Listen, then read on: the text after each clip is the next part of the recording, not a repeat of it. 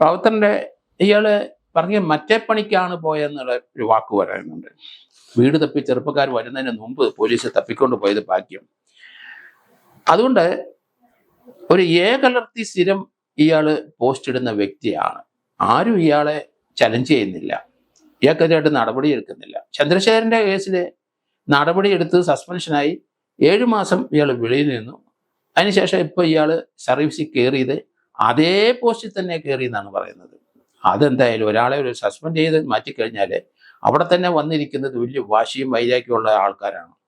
Government policy അനുസരിച്ച് അവിടുന്ന് മാറി വേറൊരിടത്താണ് പോസ്റ്റ് ചെയ്യുന്നത്.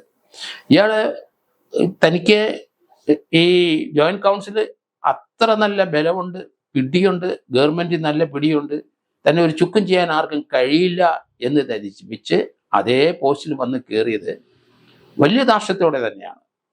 ആ മനുഷ്യനെ നമുക്ക് സർവീസിൽ വെച്ചുകൊണ്ടിരിക്കാൻ കൊള്ളില്ല എന്ന് പറയുന്നത് അതുകൊണ്ടാണ്.